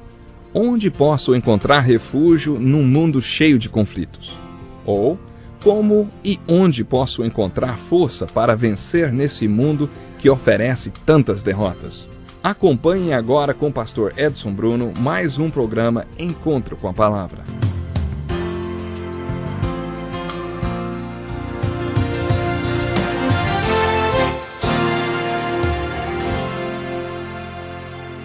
Muito bom estarmos juntos para mais um Encontro com a Palavra. Para você que sintoniza nosso programa pela primeira vez, saiba que ele é dedicado ao estudo de toda a Bíblia, do Gênesis ao Apocalipse. Nosso estudo já nos trouxe a maior divisão da Bíblia, os livros proféticos do Velho Testamento. Já estudamos os profetas Isaías e Jeremias, e no último programa fizemos uma introdução à vida do profeta Ezequiel. Já temos uma visão geral do livro de Ezequiel. Vamos estudar alguns dos seus sermões estranhos e extraordinários. Ezequiel recebeu a maioria de seus sermões em forma de visões. Muitas de suas visões podem ser encontradas no livro do Apocalipse. O apóstolo João registrou as visões apocalípticas e escatológicas. Todos os símbolos que João usa no livro do Apocalipse são símbolos bíblicos, sendo que a maioria deles está presente no livro de Ezequiel. Preste atenção nesta visão de Ezequiel. Olhei e vi uma tempestade que vinha do norte, uma nuvem imensa com relâmpagos e faíscas e cercada por uma luz brilhante. O centro do fogo parecia metal reluzente e no meio do fogo havia 4 vultos que pareciam seres viventes. Na aparência tinham forma de homem, mas cada um deles tinha 4 rostos e 4 asas. As 4 tinham rostos e asas, e as suas asas encostavam umas nas outras. Quanto à aparência dos seus rostos, os 4 tinham o rosto de homem, rosto de leão no lado direito, rosto de boi no lado esquerdo e rosto de águia. Cada um deles ia sempre para frente. Para onde quer que fosse o espírito, eles iam, e não se viravam quando se moviam. Os seres viventes iam e vinham como relâmpagos. Enquanto eu olhava para eles, vi uma roda ao lado de cada um deles, diante dos seus 4 rostos. Esta era a aparência das rodas e a sua estrutura. Reluziam como berilo, as 4 tinham aparência semelhante. Cada roda parecia estar entrosada na outra. Quando os seres viventes se moviam, as rodas ao seu lado se moviam. Quando se elevavam do chão, as rodas também se elevavam. Para onde quer que o espírito fosse, os seres viventes iam e as rodas o seguiam, porque o mesmo espírito estava nelas. E aí, qual é a interpretação desse sermão estranho e extraordinário de Ezequiel, hein? O que será que esta visão significa? João menciona os mesmos símbolos no livro de Apocalipse. No capítulo 4 de Apocalipse, quando as portas se abrem para o céu, entre outras coisas, estão esses mesmos 4 seres viventes do livro de Ezequiel. O primeiro é como um leão, o segundo é como um boi, o terceiro é como um homem e o quarto é como uma águia. Quando Deus se revelou ao homem no Monte Sinai, rugiu como um leão. Se o povo chegasse a tocar a montanha de onde Deus falava, morreria. A outra maneira que Deus se revelou foi através dos sacrifícios do livro de Levítico. Quando Deus se revelou através da tenda de adoração ou tabernáculo lá no deserto, o boi representava os animais que eram sacrificados pelos pecados do povo. O homem, entre esses 4 seres viventes, nos leva a essa revelação progressiva de Deus até os evangelhos, onde Deus se tornou o homem. Deus viveu entre nós durante 33 anos. Alguns dizem que a águia representa a deidade. Este homem que viveu entre nós era totalmente homem e totalmente Deus, como declara o credo de fé. A encarnação de Jesus Cristo foi o máximo da revelação que Deus fez de si mesmo. As rodas podem representar a revelação contínua de Deus, que talvez inclua os profetas que proclamaram a revelação, já que o espírito dos seres viventes estava sobre rodas. Essas são algumas das possíveis interpretações. Você vê as aplicações que podemos tirar desta pregação tão importante de Ezequiel? A principal lição é que Deus está dizendo: eu levarei você de volta para casa. A mensagem que eu quero que você pregue aos cativos desesperançados de Judá é que daqui a 70 anos eles voltarão para casa. Vocês acham que Deus não tem poder para isso? Ah, Ele tem. Deus me deu uma visão, eu vi o vale de ossos secos e Deus disse: pregue para esses ossos podem voltar a viver. Ezequiel. E eu disse: não sei. E Deus falou: pregue. Então eu preguei. Quando preguei a palavra, os ossos se juntaram e depois passaram a ter músculos e pele. Depois, quando eu preguei e pedi ao Espírito que ungisse minha pregação, o Espírito veio sobre aqueles corpos. A aplicação principal da pregação de Ezequiel é: eu posso e eu vou restaurar vocês desse cativeiro.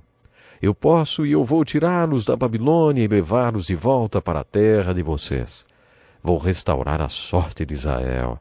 Essa é a principal aplicação deste importante sermão de Ezequiel sobre os ossos secos. Enquanto estudamos o Velho Testamento em nosso programa Encontro com a Palavra, fico desafiando você a buscar em cada aula uma aplicação para a sua vida. Isso é muito importante, principalmente quando estudamos todas essas grandes pregações dos profetas do Velho Testamento. O que isso significou para aqueles que ouviram este sermão? Sempre que você quiser encontrar a aplicação de um texto como este, faça a você mesmo a pergunta: o que tudo isso significa para mim? Que aplicação posso tirar para a minha vida?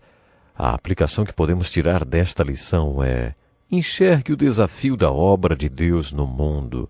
Qual é a obra de Deus no mundo de hoje? Nos dias de Ezequiel, era o retorno do povo de Judá do cativeiro babilônico. Qual é a obra de Deus hoje? Hoje o Cristo vivo está construindo sua igreja. Edificarei minha igreja e as portas do inferno não prevalecerão contra ela. É isso que Deus está fazendo hoje. Como é que Cristo constrói sua igreja? Primeiro ele alcança os perdidos, depois de alcançados, os ex-perdidos tornam-se parte da igreja. Pode ser que eles não tenham muita vida espiritual, logo que se tornam parte da igreja. O desafio então é: será que esses ossos podem voltar a ter vida? Essa é a segunda aplicação desta importante mensagem de Ezequiel. A pregação do Evangelho constrói a igreja, dá vida real. Mas o tempo acabou. Até o próximo programa. Que lição importantíssima. Obrigado, Pastor Edson Bruno. Prezado ouvinte, coloque em prática o que você ouviu aqui. Sem dúvida, sua vida será grandemente abençoada. Este é um estudo escrito pelo Dr. Dick Woodward, na voz do Pastor Edson Bruno. Escreva-nos e solicite o material. Nosso endereço é Encontro com a Palavra, Caixa Postal 2011, CEP 89201-970, Joinville, Santa Catarina. Até o nosso próximo Encontro com a Palavra.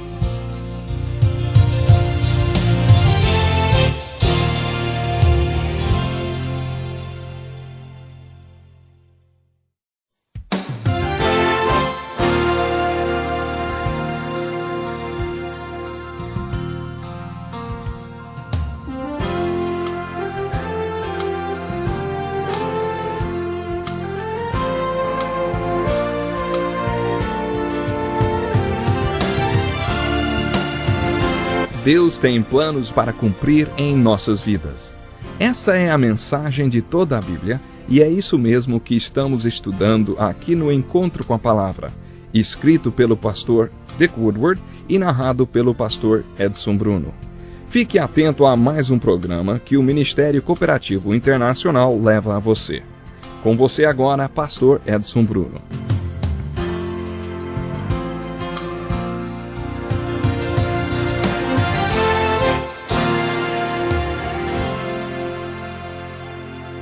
Seja muito bem-vindo para mais um programa Encontro com a Palavra. Apoie sua Bíblia, acomode-se e acompanhe conosco mais um pouco deste curso de introdução ao estudo da Bíblia. O propósito deste curso não é apenas fazer uma introdução à Bíblia, mas ajudar você a aplicá-la em sua vida. Dedicamos os últimos programas a observar a vida dos profetas. No último estudo, vimos o texto do profeta estranho e extraordinário, desafiado a pregar para uma grande congregação de mortos e de ossos secos. Este texto, visto no último programa, ilustra dois fatores essenciais para que a obra de Deus caminhe com sucesso: oração e pregação da palavra.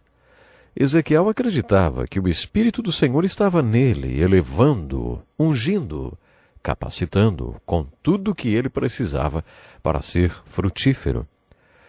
No desafio de pregar o Evangelho e ver pessoas convertidas, encontramos dois fatores da descrição do ministério da Palavra de Deus para os perdidos: a arma espiritual da oração e a Palavra de Deus que salva o pecador do pecado e o torna parte da igreja.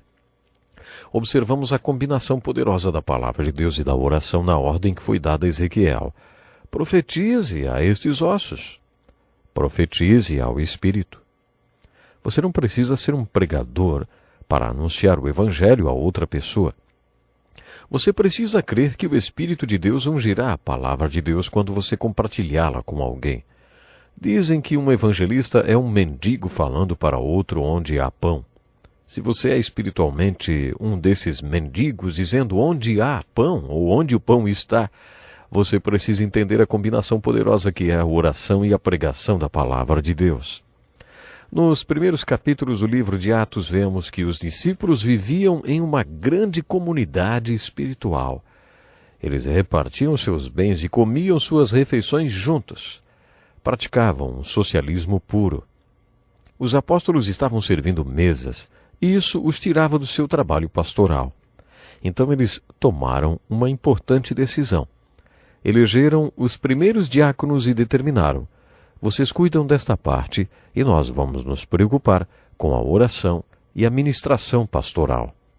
Deus abençoou a decisão deles de maneira poderosa e prosperou este ministério de oração e pregação da Palavra de Deus. Ezequiel também usou essa mesma combinação em seu ministério. Se simplesmente pregarmos a palavra, estaremos passando informação, mas nada vai acontecer com as pessoas que estiverem ouvindo. Mas, se a pregação da palavra vier precedida de oração, alguma coisa vai acontecer. Quando Paulo foi para a cidade de Coríntios, ele simplesmente anunciou o fato a respeito de Jesus Cristo. Os fatos, claro, a respeito do Senhor Jesus. Ele disse que Jesus morreu pelos nossos pecados, Jesus Cristo ressurgiu da morte pelos nossos pecados. Em Atenas, Paulo tentou fazer do Evangelho uma panaceia intelectual. Ele usou a pregação de palavras persuasivas e de sabedoria. Citou os poetas de Atenas e seus filósofos, e não adiantou muita coisa. Quando viajou de Atenas para Coríntios, ele declarou: quando estive entre vocês, não fui com discurso eloquente, nem com muita sabedoria, para lhes proclamar o ministério de Deus, pois decidi nada saber entre vocês a não ser Jesus Cristo e este crucificado. Minha mensagem e minha pregação não consistiram de palavras persuasivas e sabedoria, mas consistiram de demonstração do poder do Espírito, para que a fé que vocês têm não se baseasse na sabedoria humana, mas no poder de Deus. Em Coríntios, quando eles acreditaram na mensagem simples do Evangelho, os milagres aconteceram. Alguns disseram que era a maior tolice que já tinham ouvido e nada aconteceu na vida deles. Mas quando o povo creu, a mensagem simples do Evangelho de Jesus Cristo tornou-se um poder dinâmico que mudou vidas. Foi isso que Ezequiel aprendeu nos dias de cativeiro, quase 600 anos antes do apóstolo Paulo pregar o Evangelho em Coríntios. Ezequiel aprendeu que quando Deus nos manda anunciar as boas novas e nós pregamos para ossos, para as pessoas que estão mortas, parece que não vai acontecer nada. Mas se Deus disse, pregue, e nós continuamos pregando para o Espírito também, para o fôlego, e ficamos olhando para Deus durante a pregação, o tempo inteiro, buscando a unção do Espírito sobre a pregação, então, quando o poder de Deus vem, aqueles ossos passam a ter vida. É essa a ilustração do livro de Ezequiel. Focalizamos nosso último estudo em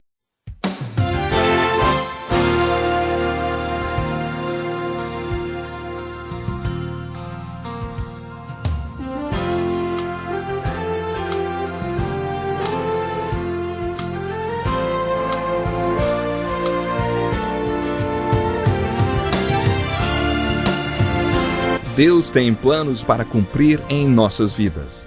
Essa é a mensagem de toda a Bíblia e é isso mesmo que estamos estudando aqui no Encontro com a Palavra, escrito pelo pastor Dick Woodward e narrado pelo pastor Edson Bruno. Fique atento a mais um programa que o Ministério Cooperativo Internacional leva a você. Com você agora, pastor Edson Bruno.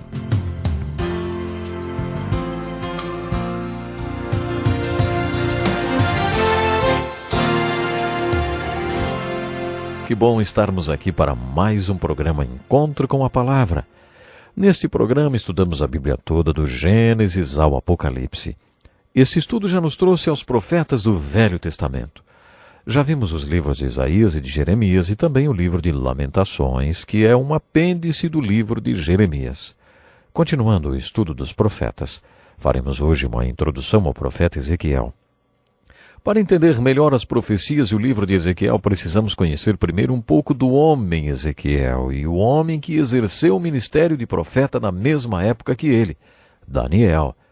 Ezequiel e Daniel tinham a mesma idade. Aos 14 anos, Daniel foi levado cativo para a Babilônia.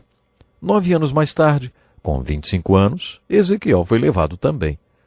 Temos Jeremias pregando em Jerusalém durante sua queda, e mesmo depois dela, e ao mesmo tempo, temos Daniel, que foi levado cativo para a Babilônia, vivendo uma experiência e um ministério extraordinário no palácio de Nabucodonosor. Daniel foi um dos profetas mais empolgantes da Bíblia. Enquanto Daniel era profeta na Babilônia, Ezequiel ficou pregando nos campos de trabalho escravo em que estava o povo de Judá na Babilônia. Ezequiel foi o único profeta que ministrou diretamente para o povo de Deus no cativeiro. Todas as mensagens de Ezequiel são dirigidas aos cativos. O Salmo 137 descreve o povo de Judá no cativeiro. Neste salmo, o salmista diz que enquanto o povo de Deus marchava para a Babilônia, seus opressores, referindo-se aos babilônios que agiram com barbaridade contra Jerusalém e seu povo, dizia o seguinte: ouvimos falar que vocês são um povo que gosta de cantar, que cantam louvores para o Deus de vocês. Queremos ouvir uma das músicas sobre o Deus de vocês agora. O salmista se inclui neste grupo. Ali, nos salgueiros, penduramos as nossas harpas. Como poderíamos cantar as canções do Senhor numa terra estrangeira? Foi nesse cenário que Jeremias, Daniel e Ezequiel pregaram durante aquele período de tantas dificuldades. Ezequiel foi para o exílio junto com o povo de Judá e, como companheiro de cativeiro, fazia suas pregações referentes aos problemas tão difíceis que enfrentaram. O povo de Deus não tinha visões proféticas, nem templo, nem palavra da parte de Deus. Deus chamou Ezequiel para dar ao seu povo uma visão profética divina. Deus não quis que seu povo ficasse sem um profeta, nem durante o cativeiro. Por isso ele comissionou o jovem Ezequiel para ir até o cativeiro e ministrar aos exilados. O versículo 30 do capítulo 22 de Ezequiel é o versículo-chave desse livro. Procurei entre eles um homem que erguesse o muro e se pusesse na brecha diante de mim e em favor desta terra, para que eu não a destruísse. Mas não encontrei nenhum. Deus queria encontrar um homem entre os cativos que se colocasse na brecha entre Deus e seu povo. Como Deus não conseguiu encontrar ninguém, comissionou Ezequiel e lhe deu um ministério. O versículo 30 do capítulo 22 é a descrição do trabalho de Ezequiel. Fatos estranhos e extraordinários. Esse é um bom título para o livro de Ezequiel, porque podem acreditar, esse livro é cheio das mais maravilhosas e esquisitas profecias. Acredita-se que o próprio Ezequiel fosse um profeta estranho e extraordinário ao mesmo tempo. Fazendo uma comparação dos profetas, descobrimos que Daniel, Ezequiel e o apóstolo João estavam exilados quando escreveram seus livros, Daniel, Ezequiel e Apocalipse, respectivamente. Daniel e Ezequiel estavam exilados na Babilônia e João na ilha de Patmos. A literatura desses três autores é chamada pelos estudiosos de literatura apocalíptica. A palavra Apocalipse sugere que há um véu e algo por trás dele. Não há como saber o que há por trás do véu até que ele seja removido. O significado da palavra Apocalipse é esse: remover o véu para que se veja o que seria impossível de ser visto com ele. Esta literatura apocalíptica não apenas nos leva para trás do véu, como também para o futuro. Estes três autores, Daniel, Ezequiel e João, escritores exilados, concentram-se no futuro. Através deles temos acesso à literatura apocalíptica ou à também chamada literatura escatológica. A palavra grega eskat significa as últimas coisas. Escatologia, então, significa o estudo das últimas coisas. Um profeta escatológico nos leva para trás do véu e nos mostra o que acontecerá quando Deus fizer acontecer a consumação da história da humanidade. Ezequiel, Isaías e Jeremias apresentam o que você pode chamar uma trindade de ênfases. De todos os profetas da Bíblia, Isaías foi o que mais fez profecias a respeito do Messias. Jeremias é o profeta do Pai. Através dos seus sermões de representação simbólica, ele traz pregações a respeito de Deus. Quando o povo foi levado para o cativeiro, ele pregou: glorie-se em Deus, em compreender e conhecer o Senhor. Jeremias estava sempre apresentando Deus ao povo de Judá. Ezequiel é o profeta do Espírito, porque faz constantes referências ao Espírito de Deus. Ele faz essas referências ao Espírito Santo dentro de uma dimensão pessoal.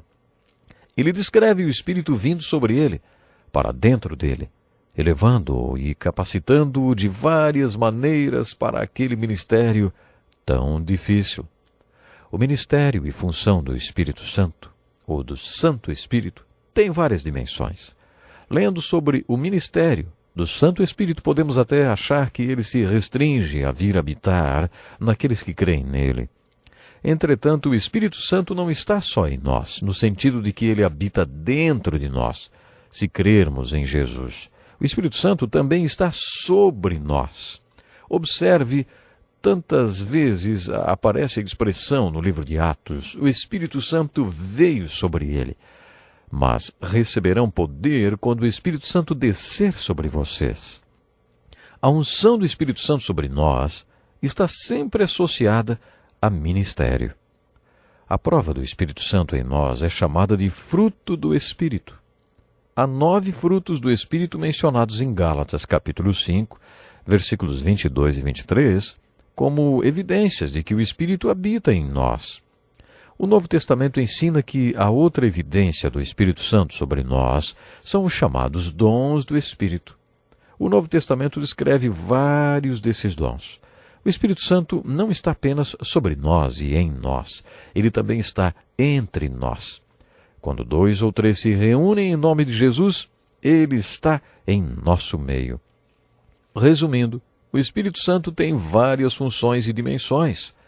Você verá que quase todas elas são mencionadas por Ezequiel, porque ele é o profeta do Espírito e sempre dá forte ênfase aos ministérios do Espírito Santo.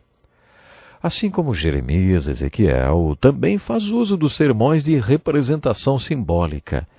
Estudiosos acreditam que Daniel e Ezequiel foram fortemente influenciados por Jeremias, muito mais velho que eles. Esses 2 jovens profetas devem ter ouvido Jeremias pregar inúmeras vezes. Uma coisa é certa: Jeremias teve grande influência sobre Daniel e Ezequiel, porque os 2 o citam muito, e até o imitam de várias maneiras em seus ministérios. O uso da pregação de representação simbólica é um dos fatores em que Ezequiel assemelha-se a Jeremias e que evidencia a influência que recebeu dele. No Novo Testamento, vemos que Jesus Cristo e o apóstolo Paulo sofreram uma acusação. Diziam que eles tinham o centro deles deslocados. O eu deles era fora do lugar.